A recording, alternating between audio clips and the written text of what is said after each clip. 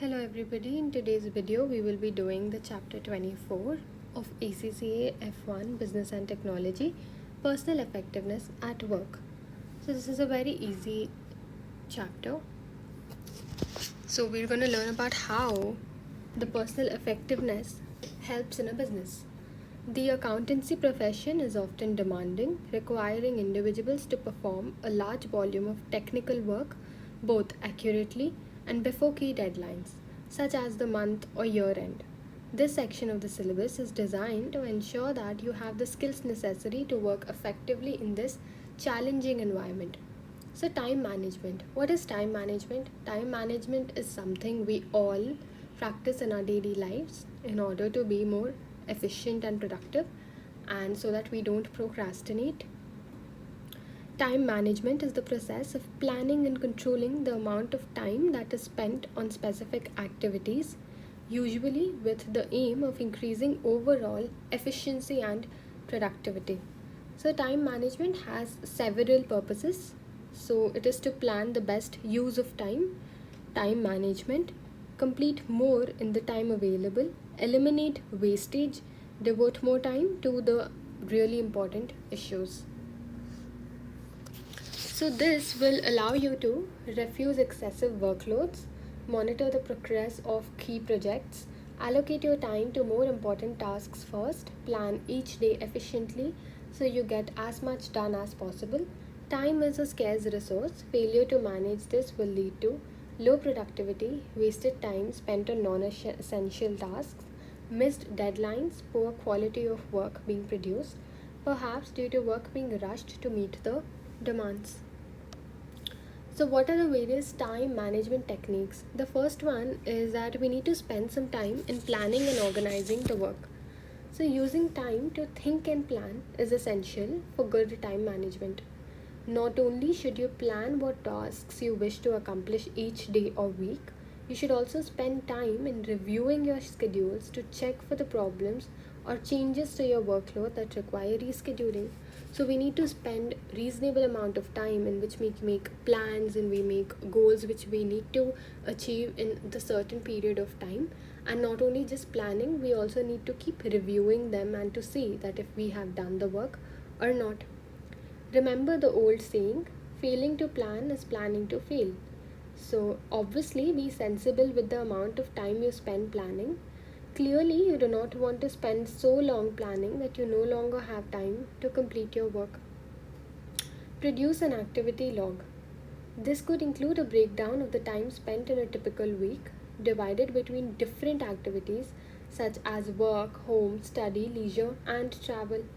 Consider what proportion of your time is important to you, important to others, what can be delegated, and what can be avoided. So we need to prepare an activity log. And then we should cost our time. Every occasion where you save an hour or put it to better use, you become more cost effective. So we need to produce an activity log and we need to cost our time. We will assume you earn $50,000 per annum as a basic pay. On top of this, the direct and indirect costs of your employment are $25,000. You work 37.5 hours per week for 44 weeks of the year. So, what is the cost of your time per hour? So, our work is 37.5 hours per week. So, in a week, how many months are there? There are 12 months. And what is 12 into 4? Okay, wait. First, let us understand what the question is. We are working 37.5 hours in a week for 44 weeks. So they have already given the number of weeks we are working. Okay. And then we have to know that how many hours are we actually working, which is nothing but 37.5 into 44, which is nothing but 1650 hours. So we are working 1650 hours in 44 weeks of the year. So what is the cost per hour? So see, we assume that we get 50,000 per annum. Okay, so that would be nothing but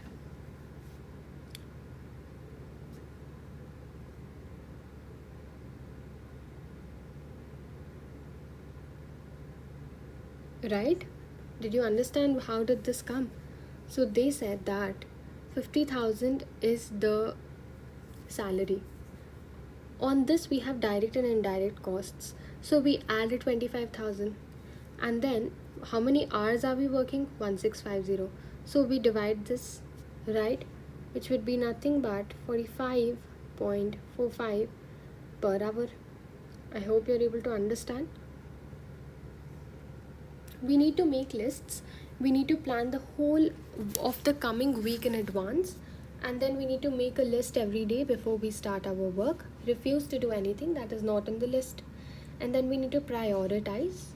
We need to look at the lists and assess the tasks which are based on their importance. If the consequences of the failure are significant, or it comes from a powerful stakeholder such as manager, and urgency, whether the deadline is near or the accomplishment of the task is near. So these are the two things we need to look at while prioritizing our work, whether it is urgent and whether it is important, and on what factors it is. Once these two factors have been analyzed, the approach to this task can be formulated as shown below. So this is how it is. So let's make it here. Remember, we've even done this kind of a figure in the power interest matrix. What was it? Let's first revise the structure of that. Interest was here and power was here, right? And we had a high low here and a low high here. I hope you remember that. Now let's see what the approach is in prioritizing the work. We have urgency here and we have importance here, and it is low high here.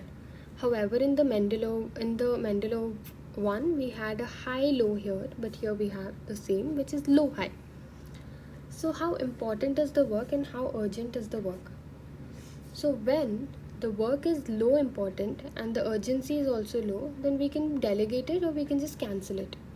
If it is not urgent but it is high important, then we can delegate it for now and it will become urgent as the deadline approaches. When it is very urgent but it's not important, then we can delegate it or we can remove from the job because they don't have importance. When it is urgent and important as well, we need to deal with these tasks and devote plenty of the time, right? So let's just recall the thing again. So importance is over here and urgency is over here. Low high, low high, low high, right? Barriers to effective time management. The main influences on a person's use of time are outlined in the diagram. How do we use the time management? So what are the influences? We need established jobs with routine and predictable work, have fewer barriers than new or developing work. Jobs involving contact with others are more prone to interruption than those with no near contacts. People with offices of their own can operate an open door policy for staff communication, but a closed door policy when a physical barrier is needed. The location of colleagues, customers, and suppliers can contribute to time wasted in traveling. Some organizational cultures favor strict adherence to protocol and procedures, discouraging informal contacts. Others encourage an open access communications policy that can stimulate the time wasting. An individual's personal work standards are going to be influenced by the type of decision making in the firm. The attributes and style of the job holder depend on personality and preferences. Example, some are more assertive and find it easier to deal with colleagues who waste their time. Barriers to effective time management may be internal or external. So what are the various barriers which we face which hinder our time management? So what are the barriers to effective time management? So effective. So internally, discipline, procrastination, lack of motivation. Externally, it would be workload issues, available resources. So how do we overcome the internal barriers? So we need to be assertive. We need to identify our time wasters and resolve to deal with them, and we need to learn no and delegate it. We need to identify and make use of personal biorhythms, uptime or downtime. We need to conquer procrastination. We need to find out what causes you to put off doing something and remedy it. Example, a feeling of inadequacy could be due to lack of information, lack of particular skill, or lack of training. We need to overcome the external barriers. We need to do the right thing right. Doing the right thing is effectiveness, but doing things right is efficiency. We need to focus first on effectiveness, identifying what is the right thing to do, and then we need to concentrate on how to do it right. We need to eliminate the urgent. So, urgent tasks with short term consequences are often done to get to the detriment of the important tasks. So, we need to break the big jobs into smaller parts, and we need to use negotiation to improve the use of time. Which of the following would tend to act as a barrier to effective time management for an employee? The employee's job requires little or no contact with other people. The employee has their own office. The employee needs to regularly visit employees who are located in another town. Obviously, if we have to often go to other location, it's so much of wastage of time, right? The role of information technology in improving an individual's time management and general effectiveness in their work. So, IT sector or the information technology can be extremely useful when improving an individual's time management and general effectiveness in their work. So, how does the IT industry help us in effective time management? So, there are a wide range of things. The first one is email. Earlier, we used to write mails on paper and send it where we want to, and in order for it to reach them, it takes about like 3 days, 4 days, and it used to be very time consuming. But now, since we have email, with a click of a button we can send the message we want to within few seconds. So this allows individuals to electronically send messages and attachments such as documents and pictures quickly and efficiently. Emails can be sent to a large number of recipients across the world at the touch of a button, significantly speeding up communication within an organization. The second one is video conferencing, like Zoom, like Google Meet, and all of that. So, this is an IT solution that aids in conducting meetings. Attendees do not need to spend time traveling to the same location to have a meeting. Instead, the video conference enables them to hold a virtual meeting over their computers from wherever they are. This significantly reduces the costs and traveling time required to attend a meeting. Systems such as Skype and WebEx help to facilitate this. Next, we have EDI. What is EDI? EDI is Electronic Data Interchange. So, electronic data interchange allows information sharing between computers. So, we can share information and data within computers using electronic data interchange. This removes the need for much data processing. For instance, a customer may electronically place an order with their suppliers. This order will automatically be placed on the supplier system without the need for physical goods request forms to be printed, posted, and then proceeds.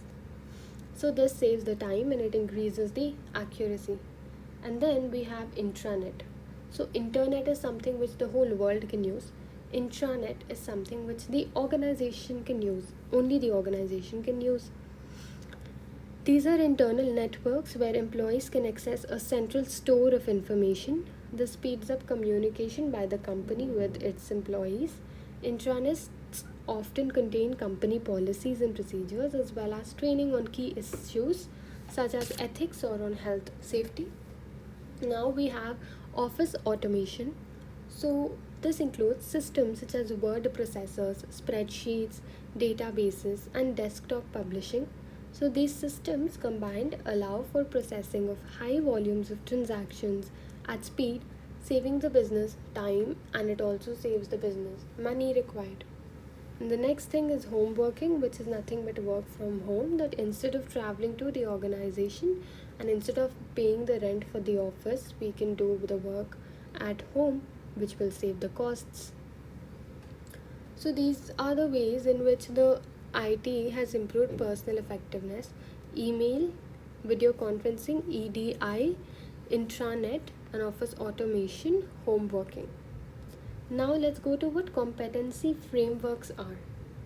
So, competencies are critical skills, knowledge, and attitudes that a job holder must have to perform effectively. A competent individual will be able to contribute effectively to a business almost as soon as they are appointed. As such, it is important for an organization to ensure that all staff are appropriately qualified and trained for their role in the organization. So, competencies are the skills and the critical thinking abilities and the knowledge, everything which is required to be in the position or the role in the company. Competency frameworks attempt to identify all the competencies that are required by anyone taking on a particular role within the organization. A list of key competencies is produced, which can be used as a benchmark to either ensure that the correct individual is chosen for the role or as a way of checking that an existing member of staff has all the up-to-date skills which are needed. So, by making competency framework, we decide what skills and what abilities we are looking for in the individual who is performing a certain job. So, we can make a competency framework and find or see if we have a suitable person for them. Most of the competency framework cover the following categories: communication skills, people management, team skills, customer service skills, results orientation, problem solving skills. So these are the things. A research analyst working for the government might have the following factors within their competency framework. So we need focus, we need delivery skills, we need learning and improving, critical analysis, decision making, constructive thinking, developing constructive relationships, communicating with impact. So each competence will then be supported by a high level of description. For example, learning and improving could be described as acknowledges own development needs and seeks new skills, learns from others, and adapts. Now we have test to understanding. Consider the following list. Which of the competencies will be required by a typical accountant? So what would an accountant need in the following things? Obviously, it would be to be a proper accountant, we need all of these competencies. Employers should regularly keep the competency framework updated for their employees and assess whether they still have the appropriate skills and abilities needed for the jobs. If not, the employer may wish to consider continuing professional development. So, what is continuing professional development? It's a form of training, which will involve employees attending training courses or reading technical information to update their skills. Ensuring that employees have up-to-date skills will minimize employee errors. So when you train them or when we see that they do fulfill the competencies, we can minimize the errors, and this can also improve the customer service and satisfaction, and obviously it would also increase the employee motivation because they feel like they're being valued by the organization. Now we come to coaching, mentoring, and counseling. So personal development, so there are three things: mentoring, coaching, and counseling. So what are these three? I know that it might seem like all of the three are same, but then there are differences between the three, and we look into them right now. So what is mentoring? So mentoring is nothing but helping somebody, giving them some guidance, giving them some advice, and supporting them and to facilitate learning. What is coaching? Coaching focuses on achieving a specific objective. So in mentoring, there is no objective which we need to achieve, but in coaching, there is a specific objective which needs to be achieved. And what is counseling? So counseling is something we know. What is therapy? So counseling is basically problem solving and helping people to deal with themselves emotionally. So what is mentoring? As we have just seen, mentoring is the process where one person offers help, guidance, advice, and support to facilitate the learning and development of another. A mentor usually, though not always, is a skilled senior member who offers practical advice and support, can give technical, ethical, and general guidance, can help with the development of interpersonal and work skills, is an impartial sounding board, is a role model who can help the mentee to improve their career goals. What is coaching? Coaching focuses on achieving specific objectives, usually within a defined time period. It is more about improving the performance of someone who is already competent rather than establishing competency in the first place. It is usually on a one-on-to-one basis. It is set in everyday working situation and is an ongoing activity.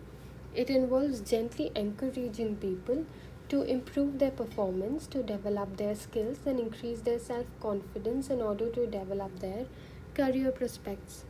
So most coaching is carried out by a more senior person or a manager. However, the key issue is that whoever carries out the coaching must obviously be expert in whatever he's coaching about. So there's a institution, there's a school. So they're coaching somebody. They have an objective that the person excels in their exams. So that is an objective. Whereas in a mentorship, there's no objective. It's mainly generic. Now we come to counseling. So counseling involves an individual helping another to identify and deal with a problem or problems. It involves the counselor helping someone else to explore his or her thoughts, feelings and behavior with the intention of reaching a clear understanding of the issues he or she is facing. So what are some of the skills which a counselor needs to have? The counselor obviously needs to be very observant and they must observe their behavior, which may be symptomatic of a problem. And a counselor must be sensitive to whatever the other person is sharing. There is a need to acknowledge and understand that another person's beliefs and values may be different from their own. And then they need to be empathetic towards the person. There is a need to appreciate that the problem may seem overwhelming to the individual, and we need to be impartial, and there is a need to remain impartial, and we need to refrain from giving any sort of advice. What is discreet? There will be situation when an employee cannot completely open unless they are sure that the comments will be confidential. So they need to be discreet, which means they need to keep their whatever they share with them, we need to keep it confidential, private, right?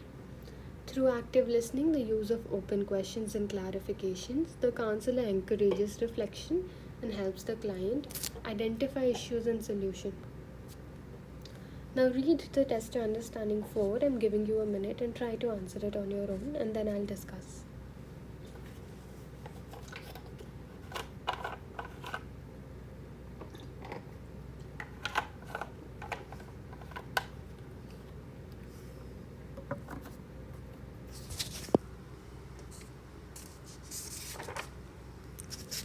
JHU PLC is a manufacturing company. One of its new employees, Alice, is fully trained but is not as productive as some other worker. The management of JHU have therefore asked a more experienced employee, Mason, to give Alice advice on how to improve her productivity. So what would Mason be? See, Mason is a more experienced person, first of all. But that only we got to know that it's a coaching thing. But then it also mentioned that there is a certain objective which is need to be fulfilled, which is making her more productive. So we have an objective and we have a more experienced person as well. So obviously it is coaching, right? And now we have what a personal development plan is. So a personal development plan, what is that? A personal development plan is a clear development action plan for an individual that incorporates a wide set of developmental opportunities, including formal training. During their career, employees are increasingly encouraged to manage their own development. In consultation with management, they might be asked to set up personal development plans whereby they set targets and propose actions and activities achieved to them. So development is more general than training. So there is a difference between training and development. I know that we might think that it's the same thing, but there is a difference. So development is something which is more generic in nature, right? It's just developing an individual. but training is something which focuses on what exactly has to be developed. Development is more forward looking and oriented towards the individual, and it is concerned with enabling the individual to fulfill his or her potential. So, training is immediately practical, training is related to the job performance. Development is something which is ongoing in nature, it has no immediate practical application. Over time, development enables a person to deal with wider problems. So, how do we prepare a personal development plan? Oh, just a second. Yeah. So, how do you prepare a personal development plan? Where did it go? So, in order to prepare a personal development plan, the first stage is we need to analyze where we are right now. We need to know what is our current position. So, we need to analyze our current position. That is the stage 1.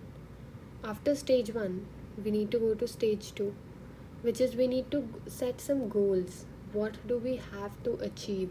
What are we supposed to cover? Performance in the existing job, future changes in the current role, moving elsewhere in the organization, or developing special expertise.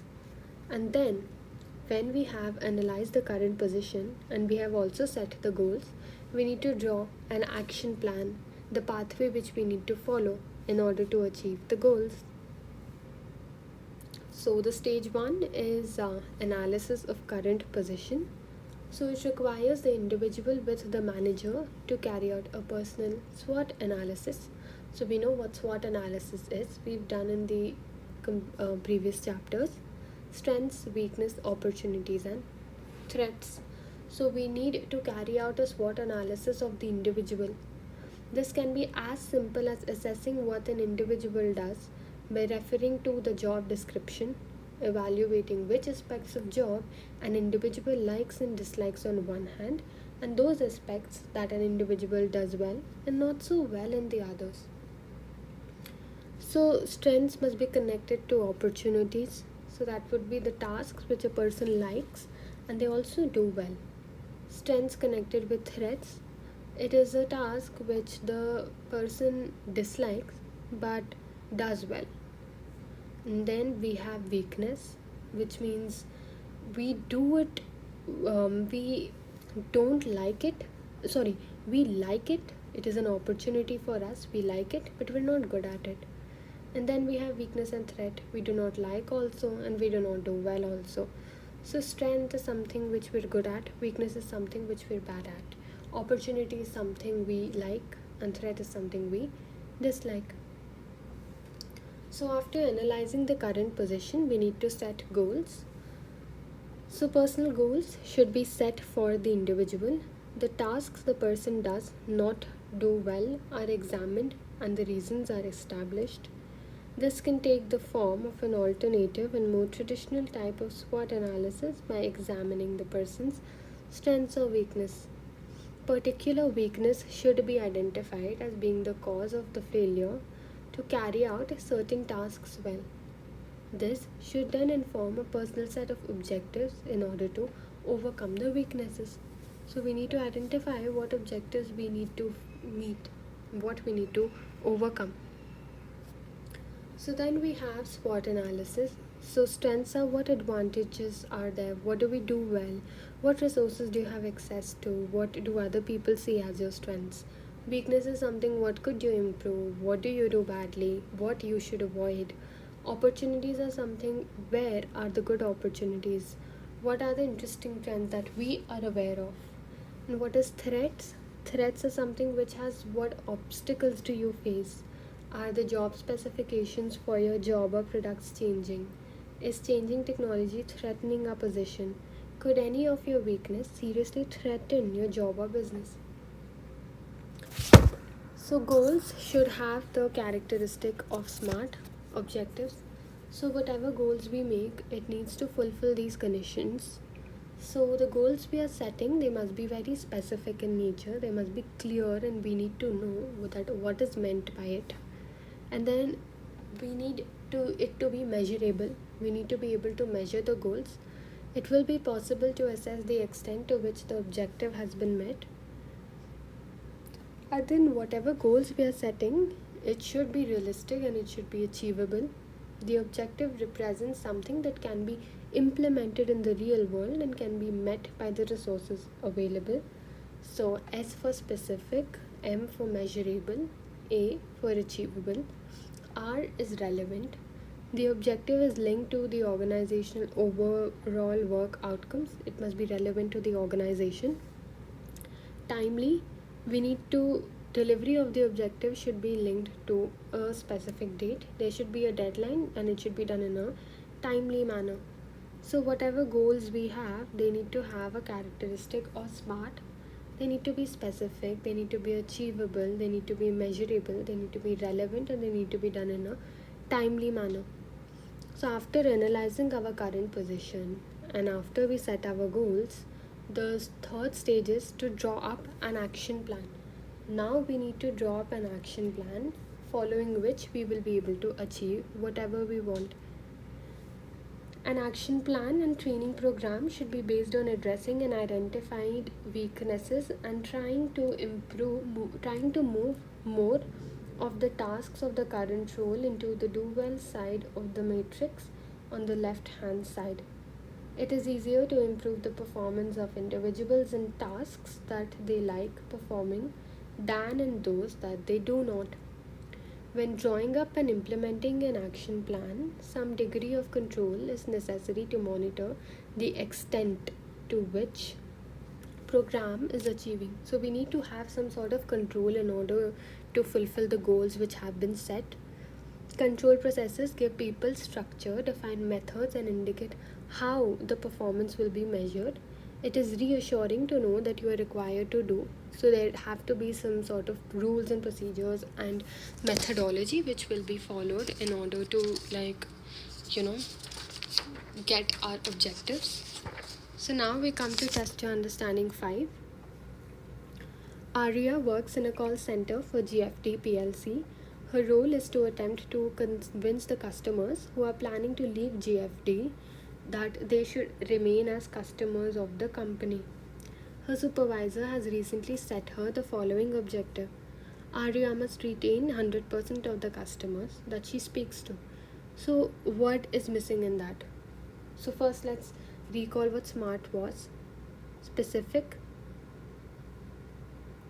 measurable, achievable, timely, and what was with R? Come on, giving you a minute. Tell me what was with R. And try to answer this question, so I'll discuss the answer.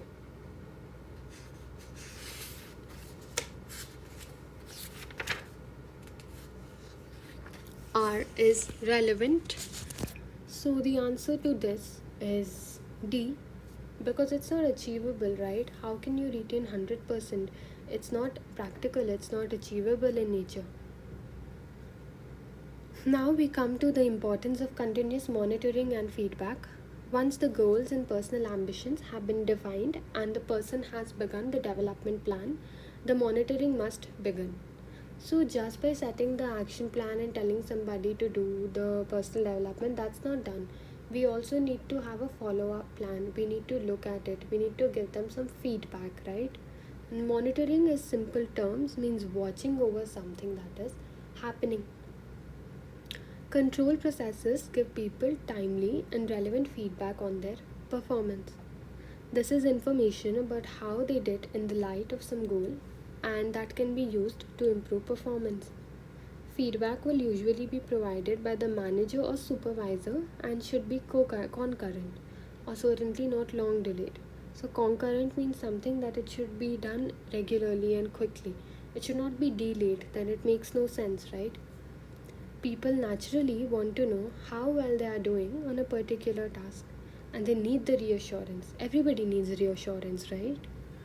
Feedback should be clear and frequent. So the feedback must be clear and should be frequent, and it can be achieved only if there is a continuous monitoring of the tasks. Feedback can also have a motivating effect by providing recognition of the work done, which in turn provides incentive to sustain and improve performance levels.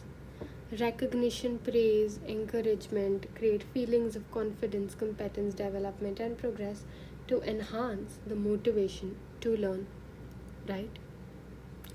How am I doing? Just imagine being completely denied any feedback whatsoever, no guidance, no praise. So, that is something which is not okay. Whenever we do the work, we expect to know how we're doing. We expect to be praised. We expect to be, given some sort of feedback so that we maybe improve ourselves or we know where we stand. Feedback should occur throughout the year as it provides useful information for the employee, which will help them adjust their activity on an ongoing basis. That is true. So now we come to conflict. So what is a conflict? Conflict is a chaos, or it's a difference of opinion. We have done this.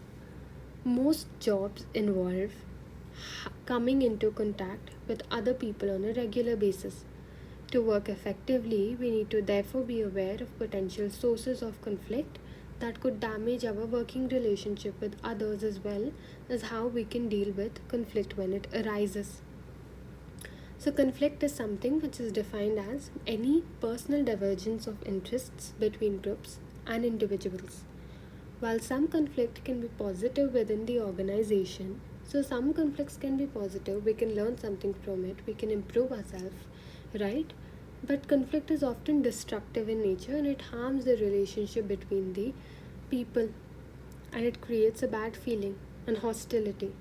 Such destructive conflict will in turn normally damage the interests of the organization. So let's see the various types of conflict. They are vertical and horizontal in nature. So when it is vertical, there is a conflict which occurs between individuals at different levels of the organization. This is vertical, which means this is a management chain, right? So it happens, for example, if there's a conflict between a junior employee and his manager, like due to lack of communication, disagreements over remuneration, disagreements over employee workloads due to poor coordination, and personality clashes. So that is the vertical way of conflict.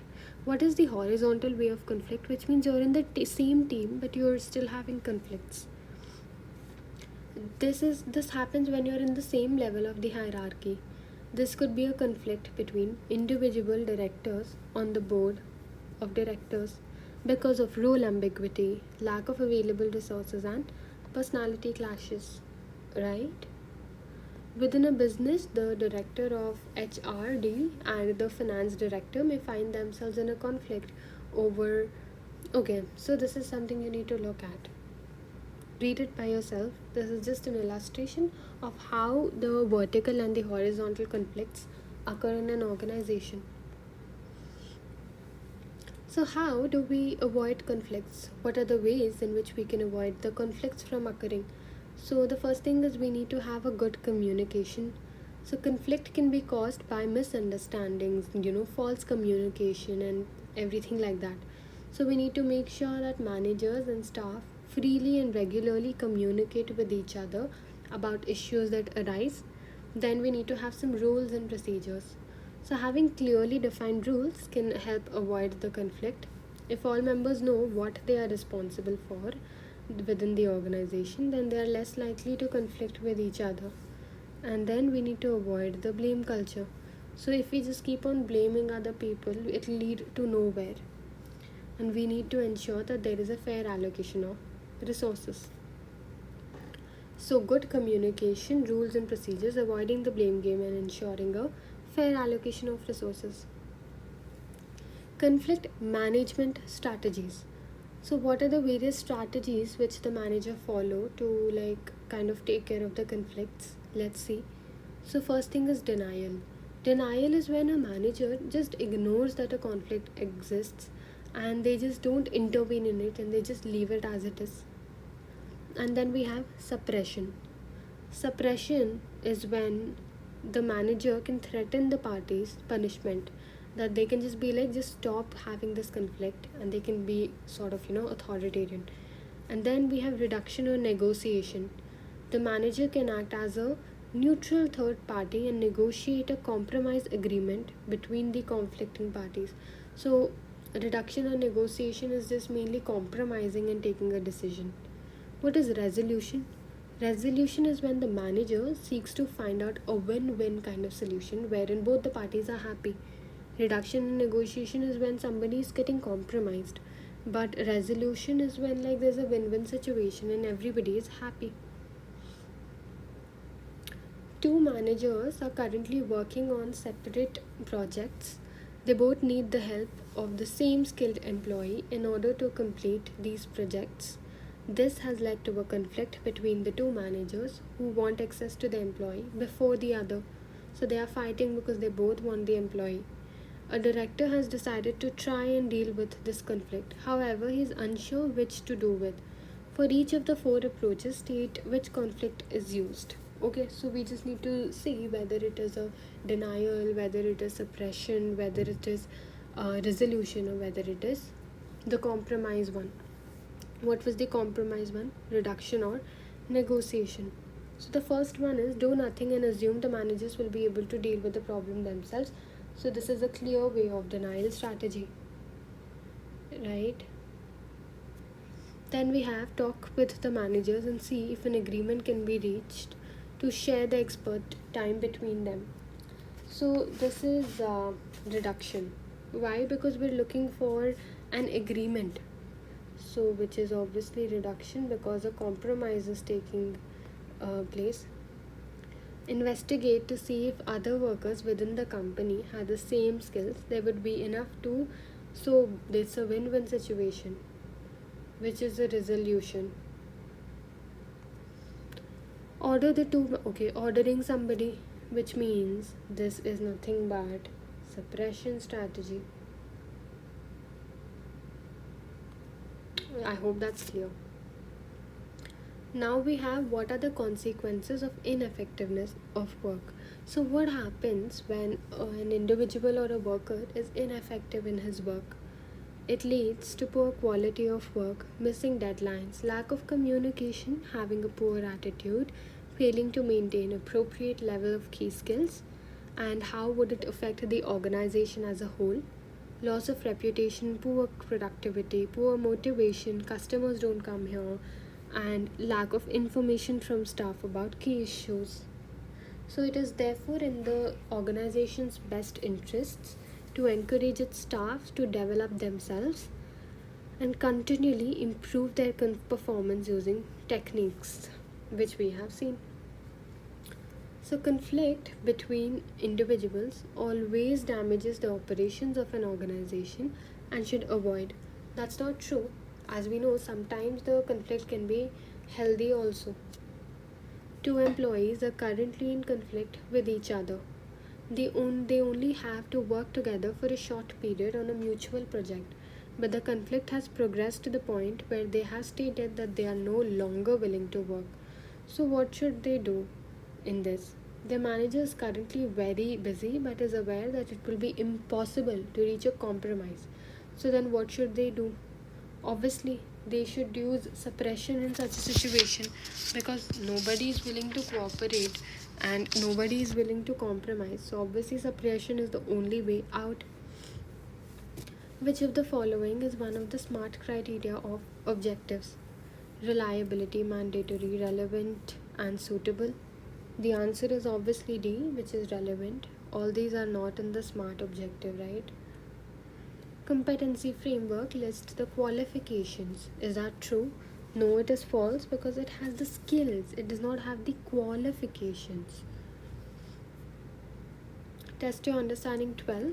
There are a number of ways of dealing with staff on a one-to-one basis within an organization, including coaching, mentoring, counseling, and appraising. So for each type of development below, which work situation is the most appropriate? So one of discussion between a manager and employee about promotion. Something which is related to promotion is obviously appraising only, right? An ongoing worker relationship between an experienced worker and a newer member of the staff with the goal of improving the less experienced worker skills. There is a goal, so it is obviously coaching. a one-off discussion to try and help a worker deal with the problem they are having in the work. So they're having a problem in the work, so we need to deal with that. That is obviously counseling. An ongoing working relationship where a senior member develop themselves personally and in the career. So what would that be? It would be A, which is mentoring. Wait, I wrote the wrong answer here. Yeah, it is D, B, A, and D, B, C, and A. So we need to select one of the following. So the first one is D, we know that. Coaching is here, B. Appraising is the first one, and counseling is here. So I hope you're clear with the chapter. Oh wait, we have another question. An organization may choose to use counseling as a way of developing its staff. So what are the features we need in a counselor? They should be sensitive, and there should be discretion as well. So the answer is B and D. So that's it, we're done with this chapter. I hope you've understood the chapter. The link of the playlist is given in the description box below. Please go and watch the rest of the videos as well. Thank you.